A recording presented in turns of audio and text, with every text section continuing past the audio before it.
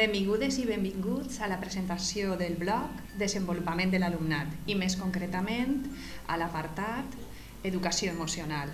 Per començar ho vaig a fer presentant a la meva companya. Ella és Amparo Sanauja, és psicòloga i formadora, terapeuta especialitzada en gestalt i teràpia familiar sistèmica i en aquests moments treballa a l'escola pública, concretament com a orientadora educativa.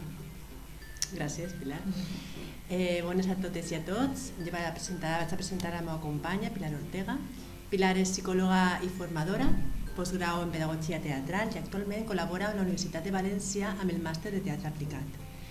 Tant Pilar com jo hem col·laborat i estem col·laborant en diferents investigacions i projectes d'innovació relacionats en l'àmbit d'estratègies d'ensenyament i aprenentatge dialògics i amb l'àmbit de tecnologies de la informació i la comunicació.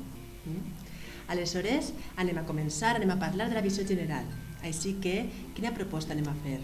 Bé, en aquest cas, com hem dit abans, el blog va sobre educació emocional dintre del desenvolupament de l'alumnat.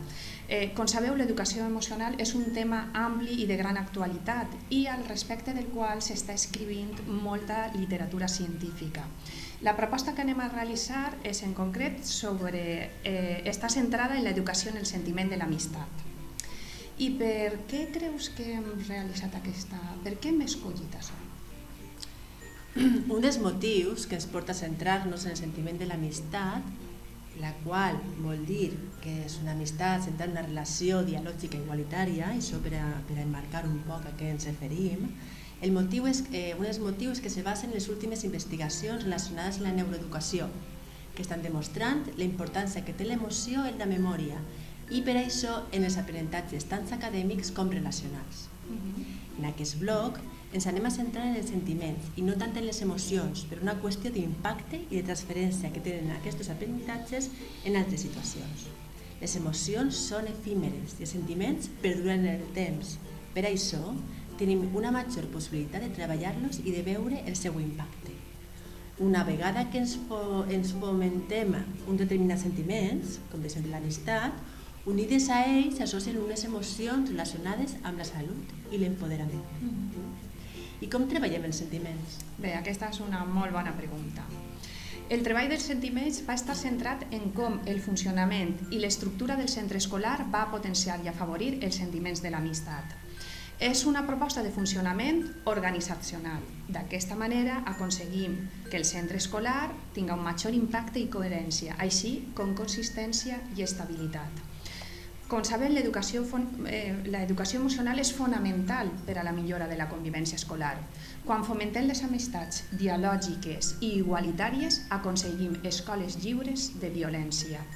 Per exemple, en altres paraules, segons Ramon Fletxa, l'educació emocional no s'aprèn en cursos o tallers específics, sinó que s'aprèn en el dia a dia del centre escolar. Tal vegada, aplegats a aquest punt, s'esteu fent diverses preguntes, com per exemple, per què és important aquesta millora de la convivència? Quin impacte té? O hi ha bases científiques que ho corroboren? Doncs sí que hi ha i les hem aprofitades per a fer el blog. En concret, la millora de la convivència, segons ens informa el projecte Included, junt a l'erradicació del fracàs escolar, són els dos pilars que es van a servir per aconseguir l'èxit acadèmic i personal per a tot l'alumnat.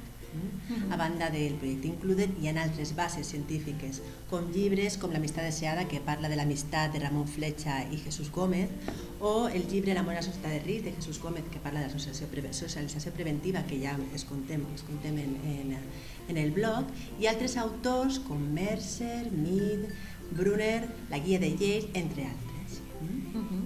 Molt bé, si te sembla, Amparo, ara per finalitzar un poc aquesta presentació parlarem breument dels continguts del blog.